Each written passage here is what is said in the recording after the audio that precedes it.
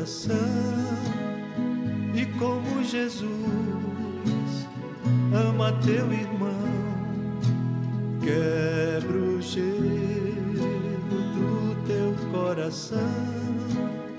E como Jesus ama teu irmão, que bom. Boa noite a todos. Que Jesus nos abençoe e dê muita paciência para vocês, para me aguentar por aproximadamente 1 hora. Em primeiro lugar, eu gostaria de agradecer a União Espírita Macaense, especificamente a pessoa do Nélio, que contactou com a gente, e a direção da casa pela oportunidade de trabalho que está oferecendo, dando a chance de a gente estar aqui junto de vocês nesse dia.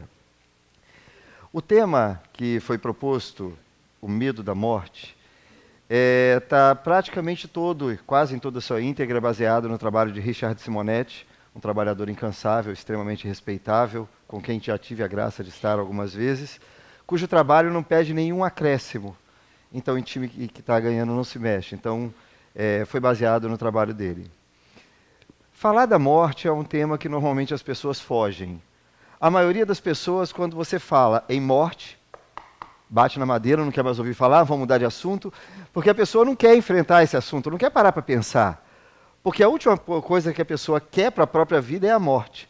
Mas, por outro lado, a morte é a única coisa de certo que nós temos na vida. Mas as pessoas tentam simplesmente desconversar, porque é um tema que normalmente a pessoa não quer abordar, não quer parar para pensar que é uma realidade no qual estamos propícios a mergulhar nela a qualquer instante, sem previsão. Uma pesquisa feita interessante por uma instituição que lida com opinião pública questionou qual era o medo que as pessoas mais têm. E entre todas as respostas apareceu medo de barata, medo de um monte de outros insetos, aranha e por aí vai, medo de crises financeiras e medo de problemas de saúde, medo da morte. Mas é incrível. Vocês sabem qual o maior medo que o ser humano tem? Medo de falar em público. Então, podem saber que é muito pior estar aqui na frente do que morrer. Se eu estou aqui, estou sorrindo, morrer, vocês vão tirar de letra.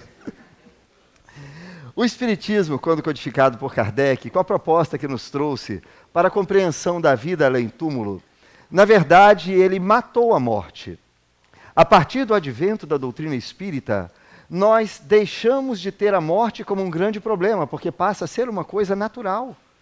E nós temos condições de enxergar o que seria a nossa vida após essa passagem e compreender que é uma situação completamente natural, dando base para que nós já possamos, somente com isso, enfrentar o tal famoso medo da morte que a maioria das pessoas carrega. Agora, para que a gente possa adentrar esse assunto, eu vou contar uma história de uma pessoa comum. Era uma mulher chamada Maria Auxiliadora. Maria Auxiliadora era uma mulher como qualquer outra. Tinha família, tinha filhos, trabalhava para ganhar dinheiro, como hoje em dia todo mundo precisa trabalhar. Ela era uma funcionária do INSS. Era uma funcionária que trabalhou por anos no INSS. Quando ela obrava dentro da sua jornada de trabalho, era conhecida por ser uma pessoa extremamente solícita. Era uma pessoa que lidava com facilidade com os colegas de trabalho, procurava sempre auxiliar aqueles que precisavam, que lhe buscavam ajuda para aprender sobre as tarefas que teriam que fazer. Estava sempre disposta a cooperar com os colegas que, volta e meia, solicitavam a sua cooperação. Era uma pessoa que, quando precisava ir ao balcão para atender aquelas pessoas que chegam buscando saber de uma aposentadoria, de uma pensão ou de N outras coisas, fugindo do paradigma ou fugindo do estigma dos funcionários públicos que atendem mal, ela era aquela que estava sempre disposta a atender. Procurava dar atenção indistintamente, independente da pessoa ser portadora de um cargo ou de uma postura financeira ou política de renome, ou ser uma simples pessoa humilde que buscava para auxiliar em um processo que tivesse em andamento. Era vista com simpatia por todas as pessoas que a procuravam. Na sua vida pessoal, também não era exceção. Ela, mãe de 2 filhos, era quase a chefe, porque na maioria das vezes é a mulher que manda dentro de casa, né? E ela contribuía e cumpria a sua tarefa, dando a atenção aos filhos no tempo que era possível, para a educação escolar, auxiliando nas tarefas quando lhe cabia ou quando lhe sobrava o tempo para isso. Procurava zelar pelo relacionamento junto do marido e era vista pelos parentes e pelas pessoas que a conheciam como uma dona de casa, no tempo que tinha, exemplar. Uma exímia chefe de família, conseguia lidar e liderar com a sua família com muita facilidade. Na postura religiosa, ela era espírita. Tendo conhecimento da doutrina espírita, ela não somente era frequentadora das reuniões doutrinárias, como também desenvolvia algumas tarefas de ajuda. Costumava encher os copinhos para as pessoas que iam tomar água fluidificada depois da reunião doutrinária. E no dia apropriado, ela era evangelizadora. Trabalhava com uma equipe e formando as crianças, dando as instruções básicas para que elas pudessem ter o primeiro contato com a doutrina espírita e enxergar as palavras do Cristo dentro da visão e da interpretação que Kardec nos proporcionou através da codificação do Consolador Prometido. Nesse período, ela aprendeu a ser uma pessoa que soube lidar com a sua individualidade e soube aprender a balancear as necessidades pessoais com o trabalho de caridade, que somos chamados, mas nem todos damos ouvidos ou a devida atenção para a tarefa que sempre se abre disponível à nossa frente. Então ela conseguia regrar a atenção para a vida pessoal, mas dedicava determinado tempo para cumprir a sua tarefa de cristã junto ao seu núcleo espírita. Quando Maria Auxiliadora completou o seu 53º aniversário, num exame de rotina, quando ela foi fazer uma mamografia, descobriu-se portadora de um nódulo no seio. E alguns exames se sucederam posteriores a isso, terminando numa biópsia que culminaria por lhe apresentar um diagnóstico que normalmente é doloroso. Ela era portadora de um câncer na mama, que é, para o lado feminino, um dos que mais ataca e mais causadores de sofrimentos. Mas ela, tendo a visão da doutrina espírita, encara o sofrimento com uma naturalidade e reconhecendo que a medicina nos foi colocada para que nós possamos lidar de uma forma equilibrada e buscar os recursos que estão ao alcance do homem para os processos de cura, ela simplesmente submete-se aos tratamentos que os médicos lhe propõem. Os tratamentos começam pelas coisas mais simples, levando adiante até mesmo a quimioterapia, a radioterapia e a cirurgia que lhe retiraria o nódulo. Mas esse acompanhamento começa a levar 1 ano, 2 anos e levariam cerca de 10 anos de tratamento sem que ela conseguisse se livrar definitivamente da doença. Ao completar o 10º ano do tratamento, ela recebe uma outra notícia que pareceria ser muito mais dolorosa da boca de seu médico. A doença original havia passado por um processo de metástase e espalhara-se por outros órgãos, por outras partes do corpo, tornando a luta um tanto mais complexa e fazendo com que ela pudesse vislumbrar de que o horizonte poderia lhe reservar a necessidade da passagem desse mundo para o mundo do plano espiritual. Diante disso daí, ela resoluta, resignada, ainda lutando pela vida e lutando pela saúde, ela é internada no período do seu 63º aniversário. E nesse período, ela tinha noção da gravidade da sua situação. E tendo o conhecimento que foi adquirido através dos estudos das obras espíritas, ela apega-se a Jesus. Coloca-se numa condição de oração, ciente de que provavelmente teria que passar por um processo difícil, no qual talvez abandonasse a vida familiar. E nesse instante, ela coloca-se desapegada, desarraigada da necessidade da vida material, permitindo que enfrentasse aquela situação de uma forma melhor e de uma forma mais equilibrada. O importante, quando nós chegamos numa parte como essa, é porque todos nós estamos sujeitos a passar por situações como essa. Às vezes é um câncer, às vezes é um outro tipo de doença, às vezes é uma condição que nos leva a passar, quer seja numa fase mais nova, como a situação dela, ou numa fase mais avançada, com Alzheimer, com Parkinson e N outras dificuldades, que nos faz vislumbrar a proximidade da chegada do momento derradeiro. E estar observando isso de uma forma equilibrada é fundamental para que nós possamos fazer essa transição com maior facilidade. Uma das maiores justiças que existe, no caso da morte, é que todos nós somos amparados no momento da transição. Não existe exceção. Todos nós vamos receber ajuda para o momento que, se fizer necessário, passarmos do plano físico para o plano espiritual. E isso independente de quem nós fomos, de quem somos, qual a nossa postura religiosa, qual a nossa postura política, qual a nossa condição social, qual é a nossa condição em quaisquer prismas que observemos da nossa vida. Maria Auxiliadora era uma pessoa comum. Especificamente, no nosso caso, ela estava abraçando a causa da doutrina espírita, mas poderia ser católica, poderia ser evangélica, poderia ser budista, hinduísta, não faria diferença nenhuma, porque, independente disso, todos nós recebemos ajuda nesse momento. Todos nós vamos ter uma equipe esperando por nós para processar tudo o que for necessário ou para tornar o quanto mais suave possível esse momento de transição. E Maria Auxiliadora estava naquele momento colocada num leito de hospital e cercada no lado físico pelos parentes, pelos amigos, que lhe tinham muito respeito e apego, que oravam e a acompanhavam diante da dificuldade que passava e no processo doloroso que a família toda passava. Por outro lado, no plano espiritual, também reuniam-se naquela sala alguns parentes e amigos que já estavam no plano desencarnado, no plano espiritual, colocando-se à disposição para recebê-la, colocando-se à disposição para auxiliá-la no processo de transição, colocando-se à disposição com alguns técnicos também do plano espiritual para fazer com que aquela transição pudesse ser processada da forma mais amena, causando o menor transtorno possível para a pessoa que estaria passando pelo processo da desencarnação.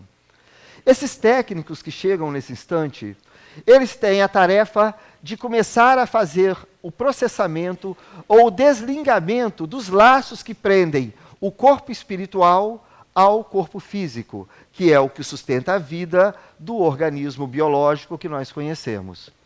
Aí, nesse instante, nós paramos para observar. Qual é a diferença de corpo físico para corpo espiritual? Nós, normalmente, vamos ver, um eu vejo, um eu toco, o outro eu não toco. Mas narram os espíritos que o corpo espiritual também é material, só que de uma matéria tão sutil que nós, no plano material, não conseguimos torná-la tangível ou perceptível. Mas também é tido como matéria. Qual a aparência que tem o nosso corpo espiritual? Qual a aparência que nós temos no plano espiritual?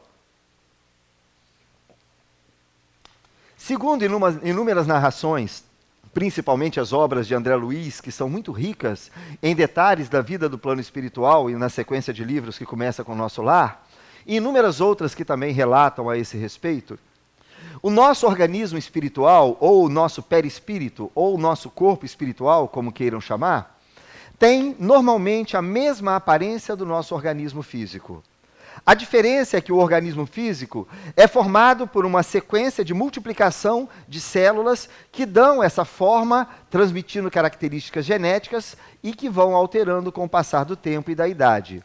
O nosso organismo espiritual, ele também é plástico, ele é moldável. Plástico eu não quero dizer que é feito de um tipo de policarbonato, não é nada disso não. Plástico quer dizer que ele é moldável, aceita ser trabalhado. E o agente que age sobre essa plasticidade é o nosso pensamento, a nossa vontade.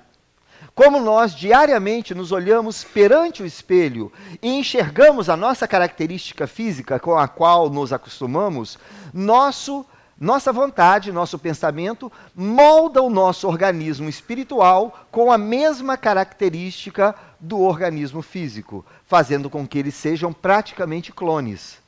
Mas esse organismo espiritual pode passar por processos posteriores que possam fazer uma alteração, alterando a idade de aparência, alterando uma série de outras condições que nós vamos abordar um pouquinho mais adiante.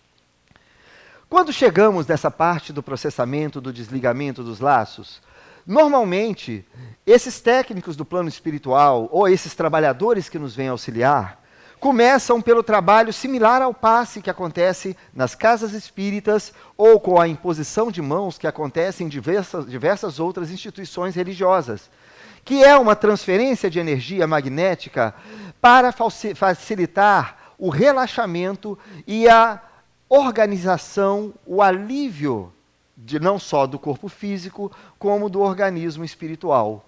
A maioria das pessoas, quando passa pelo momento da transição da vida para a morte, geralmente entra numa circunstância de torpor.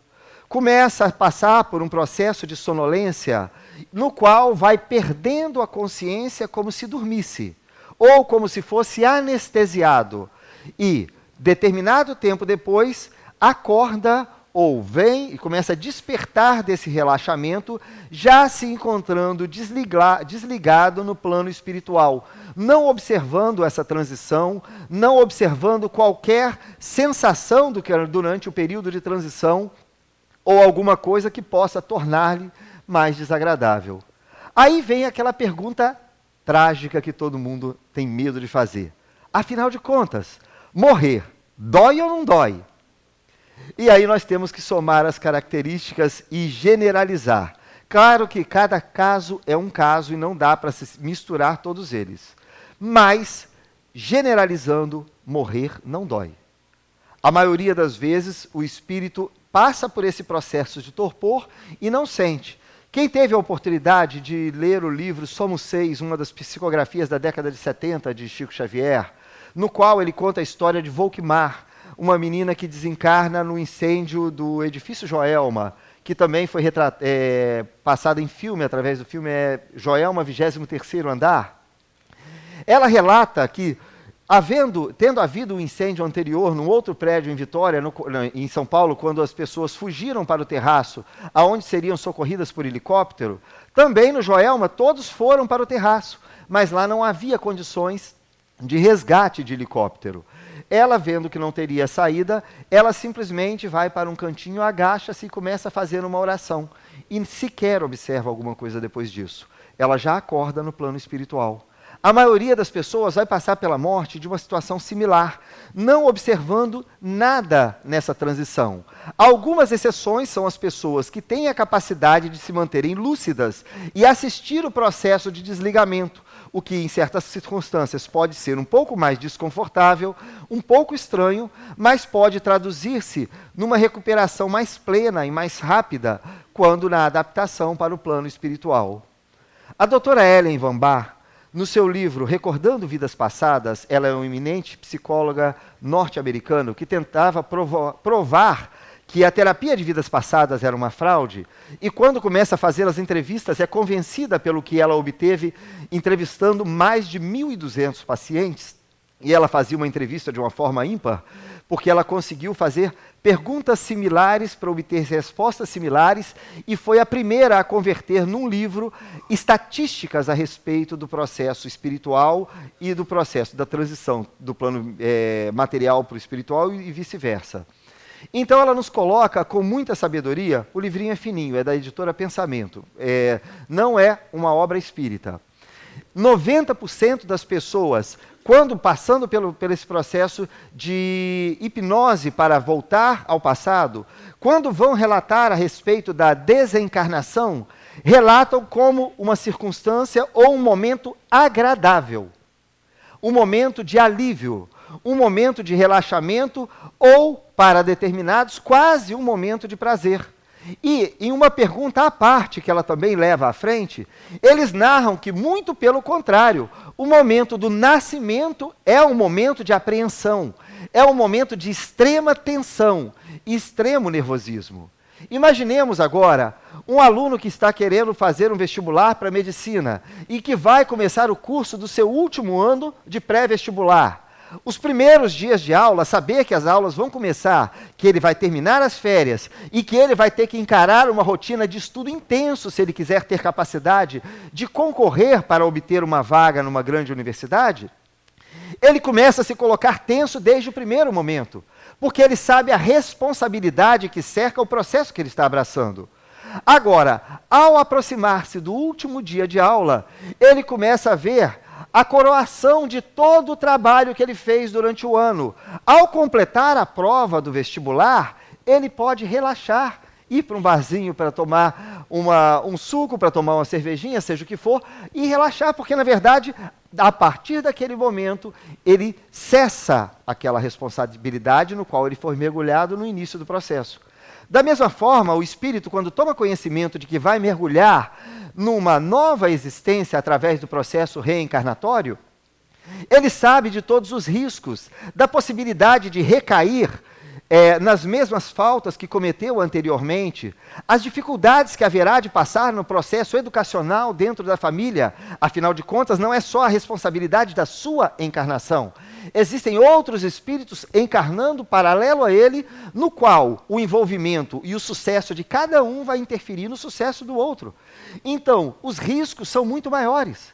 Quando chega no momento da desencarnação, é o momento da tarefa cumprida. A partir desse instante, eu começo a sentir um alívio por não carregar o peso e as dificuldades da manipulação do meu organismo físico para obter um momento de maior liberdade, com a libertação da alma e um alívio perante as responsabilidades ou os fatos que já viraram passado. Agora é apenas uma questão de avaliação para que nós possamos projetar o nosso próprio futuro.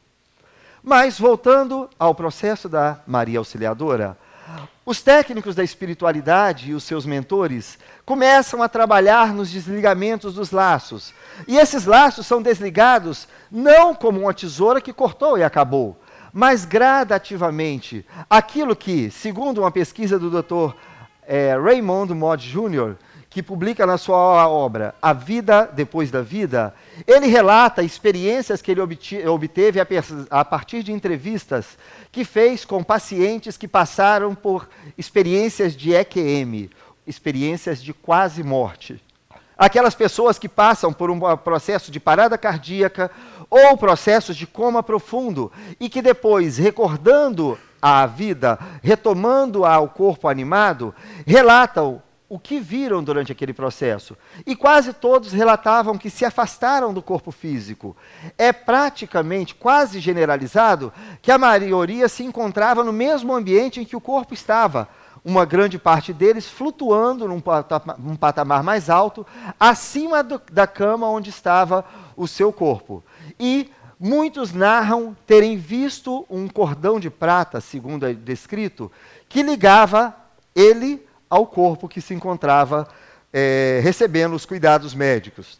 Quase todos relatam terem observado os procedimentos naturais, choques e procedimentos para a reanimação do corpo e todo o nervosismo ou a atenção da equipe para fazer com que a vida retornasse àquele corpo. E esse laço, que é narrado como o cordão de prata, não é como um fio único que desligou a tomada, está desligado. Não é uma forma tão simples assim. Ele é composto por diversos outros condutores que conectam cada parte do nosso organismo vivo com o nosso organismo espiritual. Conecta cada plexo nervoso ao semelhante no plano espiritual. Então, durante os processos desse desligamento, os técnicos começam a desligar parte após parte. Geralmente, as conexões das extremidades e gradativamente vão desligando aquela que vão para as partes mais vitais, encerrando por partes de coração e cérebro. Quando geralmente o coração é desconectado, imediatamente o órgão no corpo físico para de bater. Nesse instante, nós deixamos de ser um organismo animado e passa a ser considerado como um cadáver. É nesse instante que nós vencemos a passagem. Quer dizer, então, que a partir do momento que desliga o coração, acabou, então, o processo da desencarnação? Não. Na verdade, muito ainda falta a fazer, mas imediatamente o corpo parou de reagir.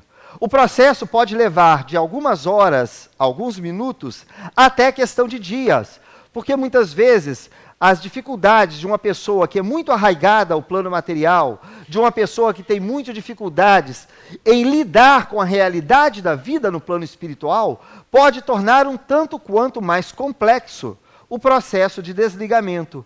E esse processo de desligamento, o tempo vai variar de acordo com as circunstâncias de cada pessoa. Agora nós vamos voltar àquela situação.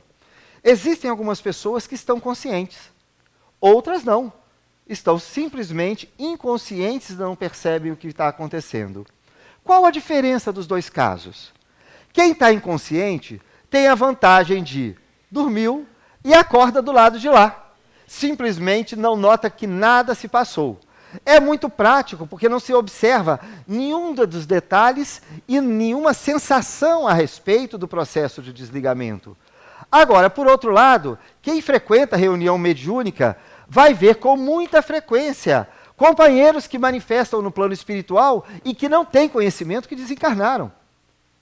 Eu vi casos de seres que continuaram a viver a vida que tinham, porque não tiveram noção de que haviam desencarnado. Continuam a habitar a mesma casa, continuam a manter a mesma rotina, a fazer como se estivesse encarnado. A única diferença é que ele nota que as pessoas não dão mais tanta atenção e não dão ouvido, porque na verdade não o veem e não o ouvem.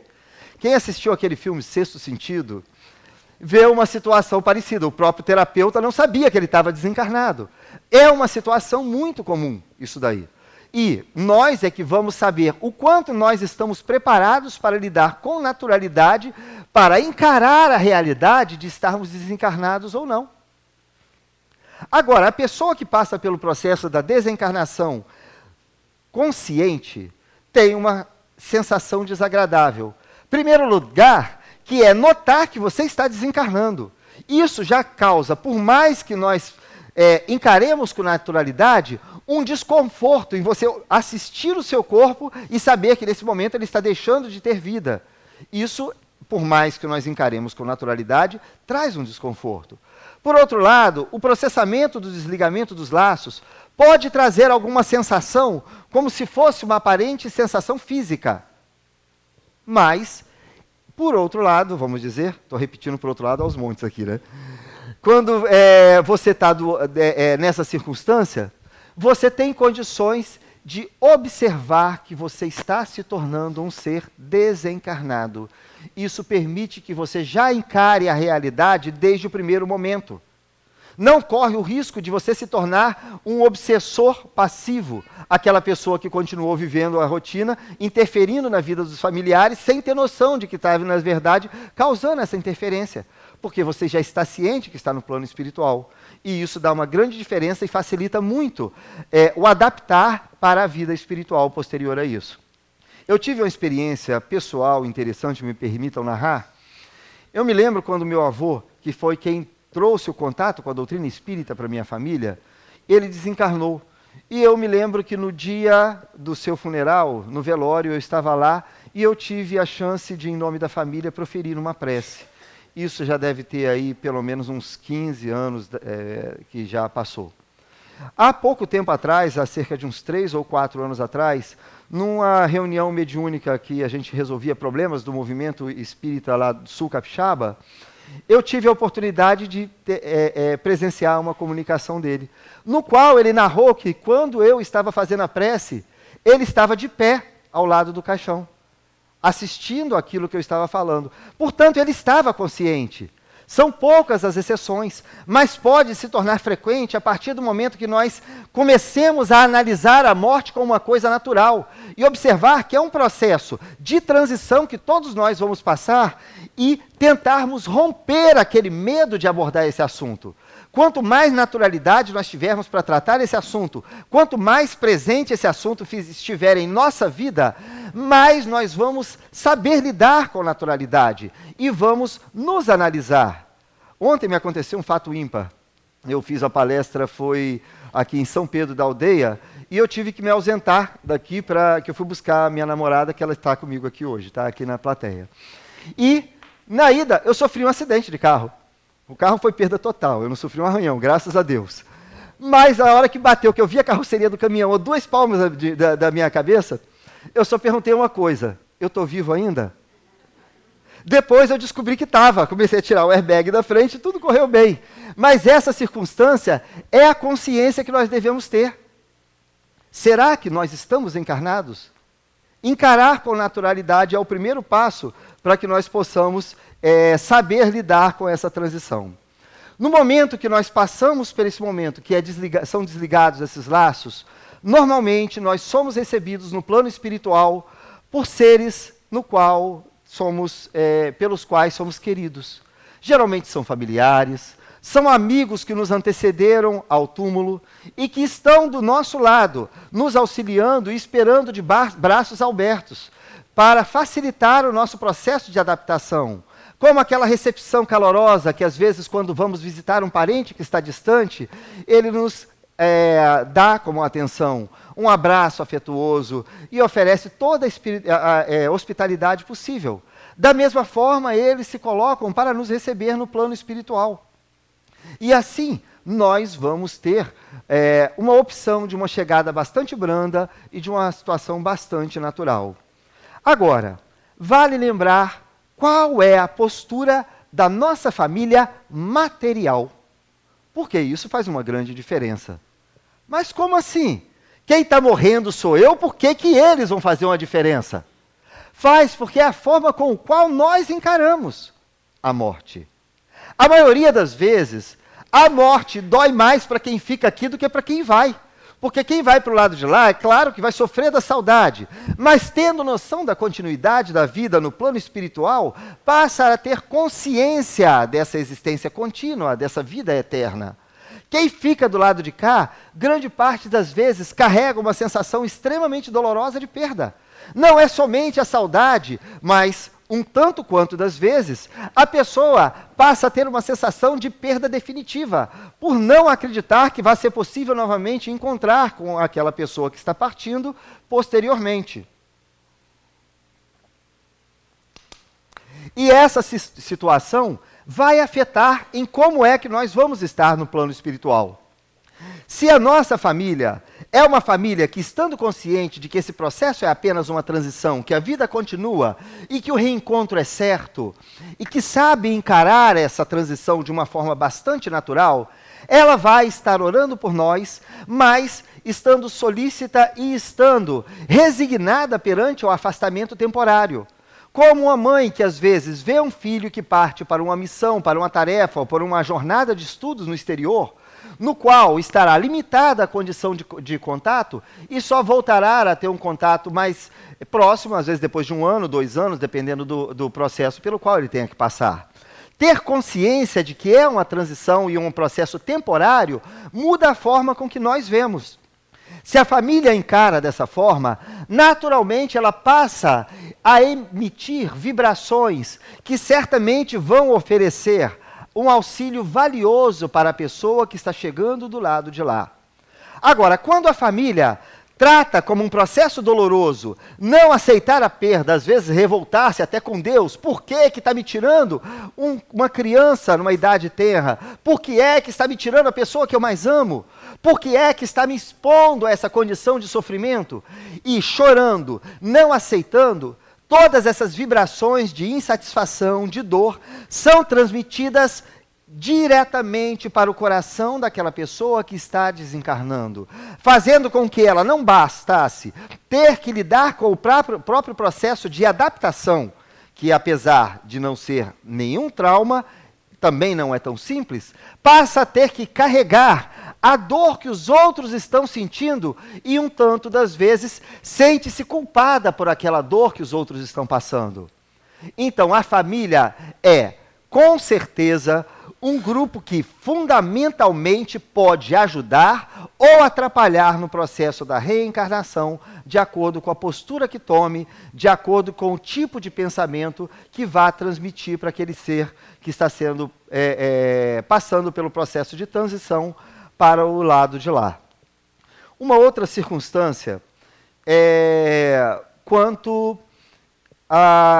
nesse momento da transição, é comum, às vezes, pessoas que sofrem processos dolorosos ou difíceis de doença, ou que passa por um acidente grave e que imediatamente chama a atenção da família. Fulano foi internado, sofreu um acidente de carro gravíssimo. Junta todo mundo em volta do hospital, é vigília de 3 ou 4 de cada vez, todo mundo orando e todo mundo lá de pé do lado da cama, ou esperando enquanto a pessoa está na UTI, zelando, fazendo todo o esforço para que tudo dê certo. Agora, o que é tudo dar certo? Se for o momento da partida, dar tudo certo é a pessoa desencarnar. Se for necessário que a pessoa permaneça na vida material, dar tudo certo significa recobrar a saúde. Mas decidem que a melhor coisa é a pessoa permanecer aqui. E todo mundo começa a simplesmente orar para manter o espírito encarnado. E isso forma uma espécie de uma teia que envolve todo o espírito, todo o corpo e todo o processo pelo qual está se passando.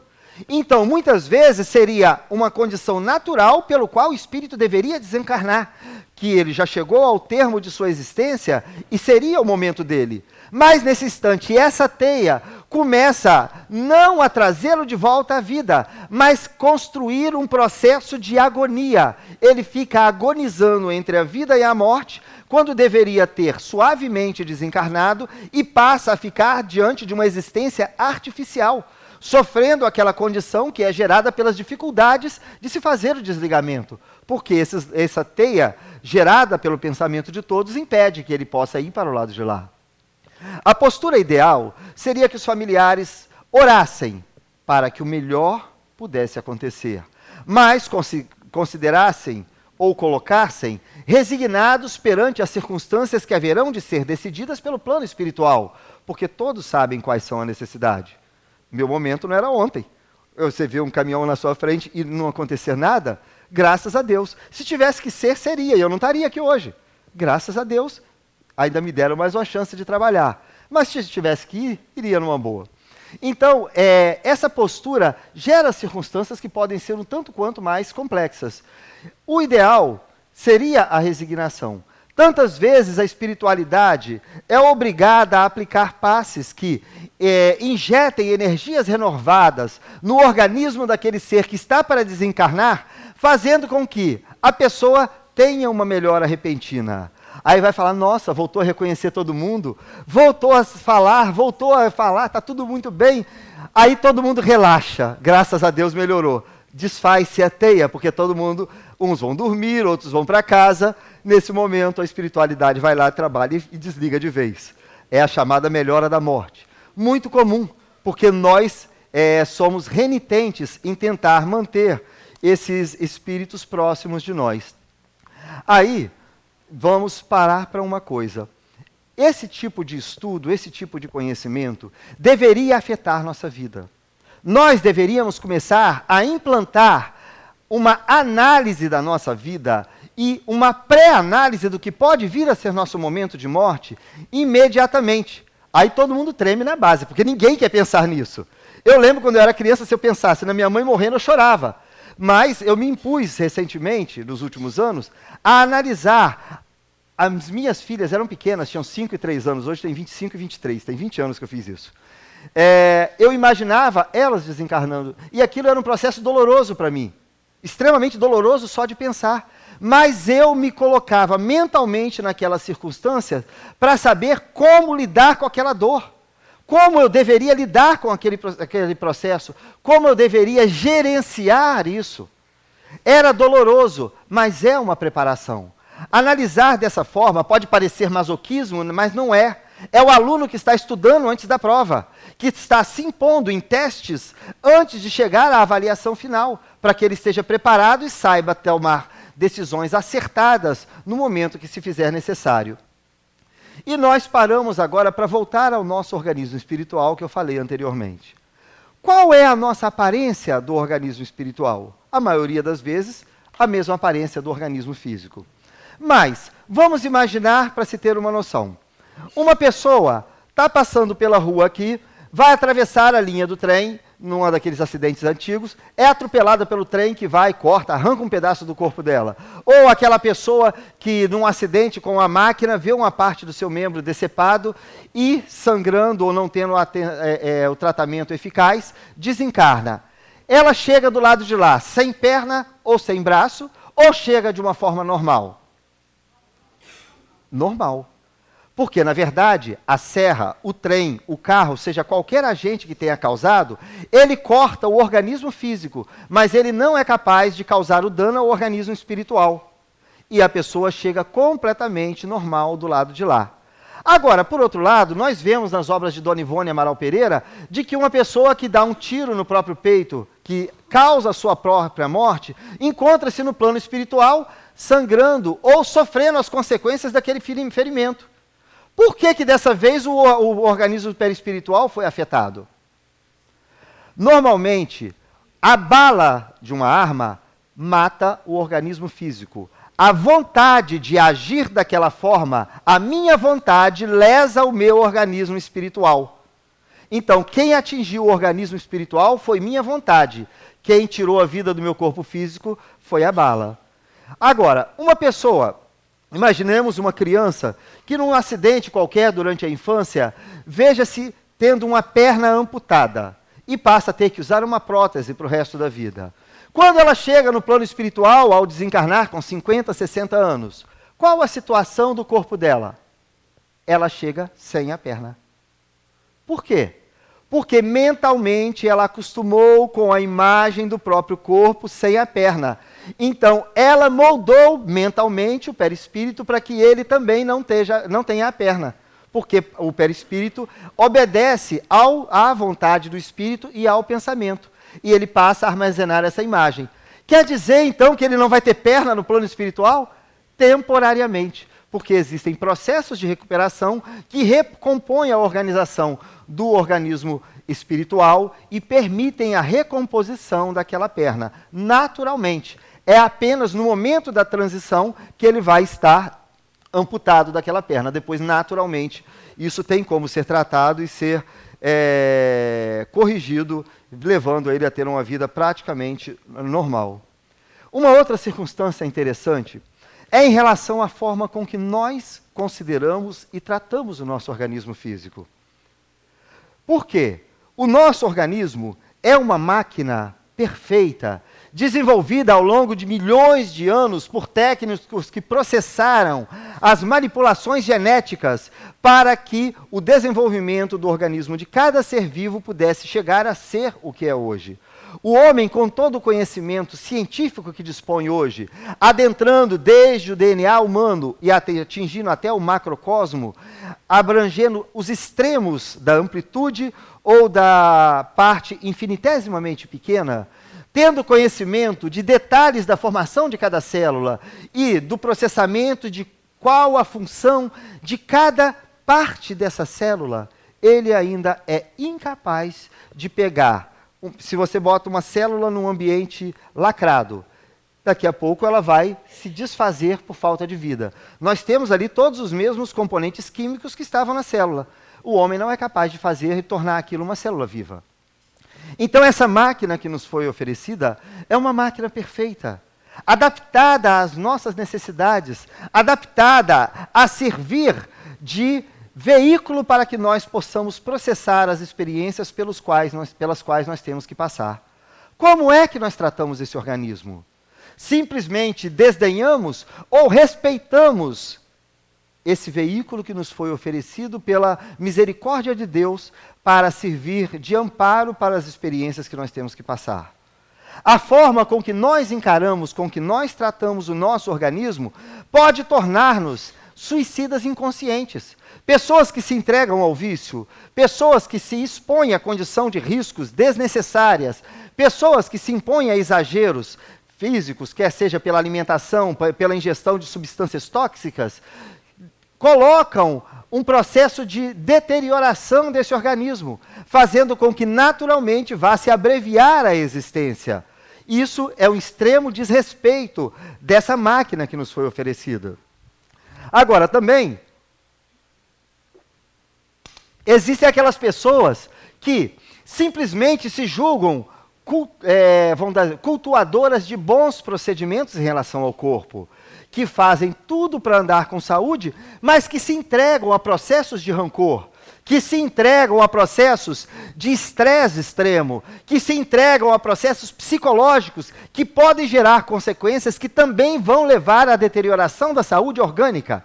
Isso também é uma forma de desrespeito ao corpo. A nossa postura perante a forma que nós tratamos o nosso organismo, perante a forma com que nós tratamos a nossa vida, também vai tornar mais fácil ou mais difícil o nosso processo de desencarnação.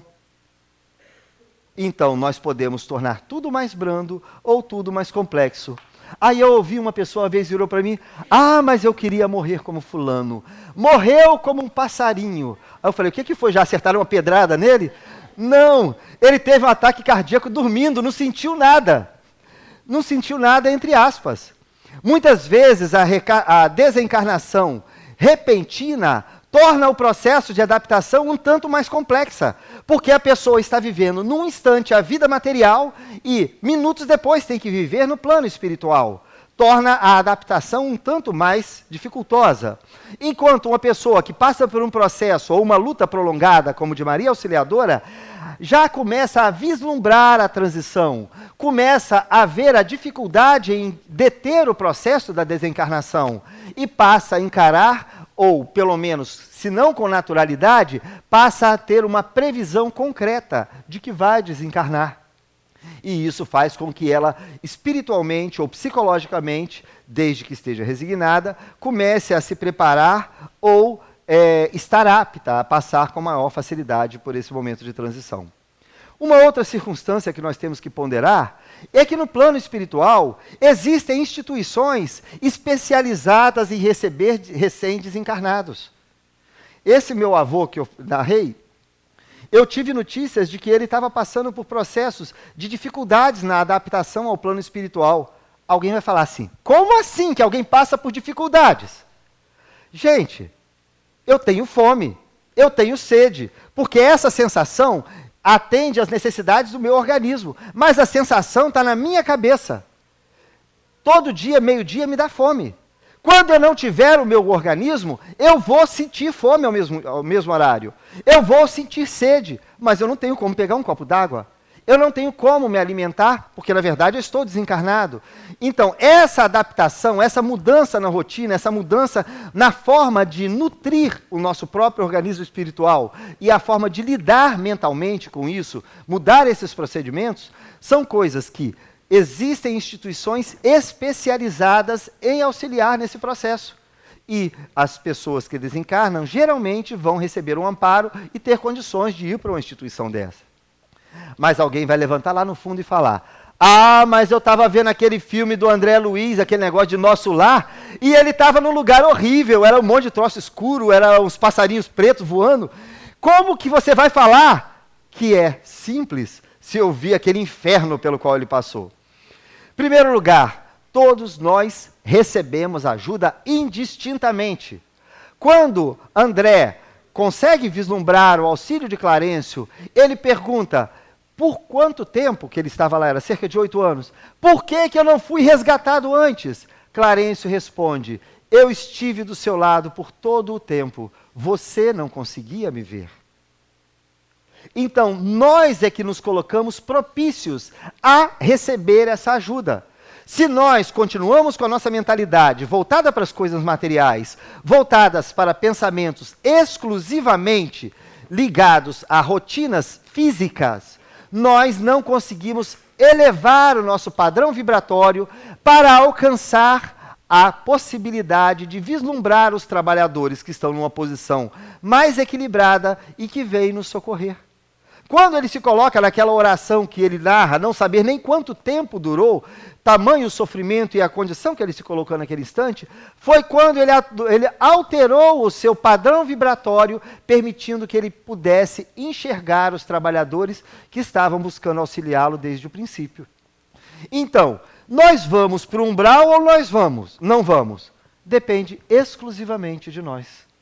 Se, após a morte, nós tivermos um equilíbrio mental, se nós procurarmos, dentro das nossas limitações, pautar a nossa vida para o bem e tivermos consciência desse processo de transição, talvez nós encaremos isso com maior naturalidade. Por isso a importância de nós pararmos de fugir do pensamento da morte. Os egípcios, os faraós, assumiam o poder e começavam a construir a pirâmide, que levavam décadas, ou seja, eles assumiam o poder e já estavam preparando a própria morte. Por que é que nós não podemos pensar de uma forma natural? Não existe nenhuma outra coisa na vida mais certa do que a morte. Por que continuar fugindo? Somos nós que vamos definir as dificuldades que nós vamos passar. Algumas pessoas perguntam, mas como é que fica aquela situação de doação de órgãos? E se eles vierem arrancar meu coração, arrancar minha córnea, quando eles estiverem desligando os laços ainda? Em primeiro lugar, nós vamos estar num processo, a maioria das vezes, de inconsciência. Se estivermos conscientes, é porque temos capacidade de lidar com isso e não nos abalarmos pela situação. Por outro lado, o processo de doação, o benefício que é levado a alguém, é capaz de gerar um mérito e, vamos dizer assim, um retorno de gratidão tão grande que vai nos auxiliar muito mais à adaptação à vida espiritual. A gratidão daqueles que receberam funciona como matéria-prima para que possa ser convertida nos benefícios que nós vamos precisar receber durante esse processo de adaptação. A doação de órgãos em nada atrapalha, pelo contrário, ajuda, porque vai nos oferecer um mérito extra de estar, ainda que não podendo mais dispor daquele corpo, doando aquilo que iria ser jogado fora, para que alguém possa ainda usufruir. Uma outra pergunta pertinente, e que é muito comum, é a respeito da cremação. E Emmanuel nos orienta que, por causa desses processos de desligamento, que nem sempre são muito rápidos, que se espere um tempo aproximadamente de 72 horas, para que isso possa ocorrer, a cremação possa acontecer, depois dos desligamentos já ter sido feito. Mas será que 72 horas é suficiente? Bom, existem casos, sim, de espíritos que ficam presos ao organismo por muito mais tempo. Tem tanta gente que fala que tem medo de ser enterrado vivo, e a gente vê reportagens no Fantástico de gente que fez caixão com os últimos recursos tecnológicos e até celular para tentar ligar para que está lá em cima. Eu fico imaginando o susto de quem atendeu o telefone. Vai ser outro que vai desencarnar. Mas a sensação, por mais que se fala, desenterraram fulano e o defunto estava virado de bruço. Gente, a maioria das vezes isso é fantasia. É quase impossível acontecer. Não vamos dizer que seja impossível, mas é tão raro que não deveria causar medo a tanta gente como causa. O medo que nós carregamos de sermos enterrados vivos não está ligado à falha do diagnóstico médico.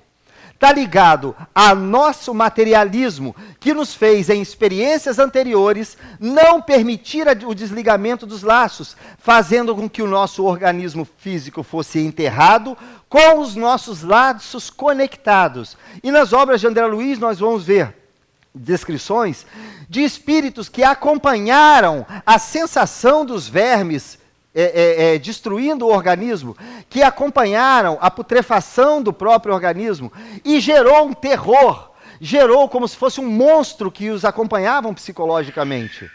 Mas isso por quê? Extremo de materialismo. Então, no fundo, não é que nós temos a chance de sermos enterrados vivos. A impressão vem daqueles que se permitiram acompanhar o corpo por não aceitar a desencarnação e se colocaram desencarnados a assistir à decomposição do corpo. Daí que vem o medo. Então, todo o processo é muito simples. Se nós trabalharmos mentalmente a necessidade de adaptação ao processo de desencarnação, naturalmente nós já estamos evitando que isso aconteça conosco. É raro isso aí acontecer. É uma minoria ínfima, mas existe. Para aquelas pessoas que são extremamente ligadas a circunstâncias materiais. E cabe frisar a circunstância específica dos suicidas. Segundo Chico Xavier, o tempo de recuperação de um processo de suicídio gera em torno de 200 anos.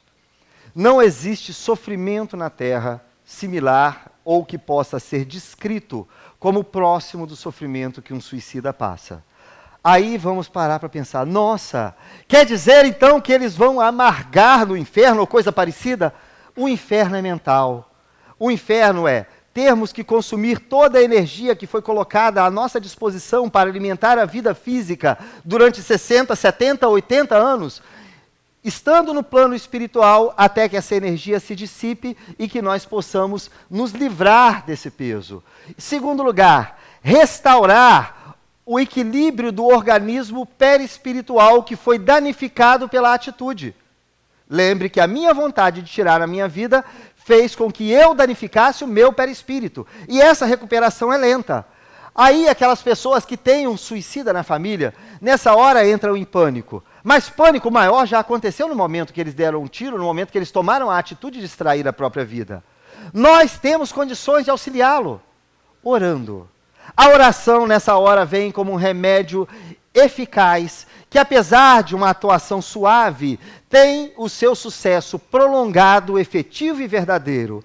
Nós podemos ajudá-los através da oração, e isso certamente pode abreviar o tempo de recuperação. Quanto mais nós voltarmos o nosso pensamento para esse auxílio, quanto mais nós nos dedicarmos a isso, consequentemente esse auxílio chegarão a eles. E naturalmente, eles vão passar por um processo doloroso ao qual se impuseram por atitude própria. Mas, em breves tempos, também estarão recuperados, tendo a oportunidade de uma nova existência e tendo a oportunidade de resgatar aquela falta do passado. Oportunidade como nós estamos tendo nos dias de hoje. A maioria de nós já foi suicida numa vida anterior. A maioria de nós já passou por isso. É natural. E todos nós estamos aqui, vivendo, levando a vida e trabalhando. É uma circunstância natural. O sofrimento é passageiro. E, considerando-se a duração da eternidade, ele é insignificante perto do tempo e dos júbilos que nós podemos colher. A mensagem que nós precisamos passar é que a morte é a coisa mais natural que existe na vida. E eu vou pegar carona num conto que Richard Simonetti utilizou na sua palestra, que narra a história de um rabi que, casado, tinha com ele, junto da esposa, 2 filhos, que ele amava muito, amava extremamente. E em certa época de sua vida, esse rabi é convidado a ter que fazer uma viagem que seria um tanto quanto prolongada, que ele estaria fora por um período aproximadamente de 2 meses. Viaja, deixando todo o carinho da família. Mas, durante esse período que está lá, acontece de um determinado mal súbito, acolher os 2 filhos, e esses 2 não suportam a vida e são levados a processos de desencarnação. A mãe que estava ali próximo sofreu as dores de qualquer mãe que perde um filho. Mas ela sabia o quanto o pai era apegado aos jovens, o quanto ele sofreria, o quanto seria doloroso. E ela passa a encarar agora a necessidade de, quando o marido voltar, ter que dar a notícia fatídica para aquele coração que vinha sedento de encontrar os filhos cheios de amor. Até que chega o dia do reencontro. Quando o rabi volta à casa, que bate à porta e entra, imediatamente ao abraçar a esposa pergunta: onde é que estão as crianças? Ela fala: aguarde que você já vai vê-los. Ele entra e começa a recebê-los, desfazer a bagagem e tomar conta da vida. Vá tomar seu banho. E ele toma o banho. Na hora da refeição, onde estão os jovens, nossos filhos que não vi até agora? Aguarde que eles ainda virão. E ele se alimenta, e mais tarde, estando numa condição relaxada, a esposa chega até o marido e fala: eu preciso conversar com você. O que foi? Durante a sua viagem, um mercador amigo nosso passou por aqui e deixou comigo algumas joias para eu avaliar, para ver se eu poderia ficar com elas.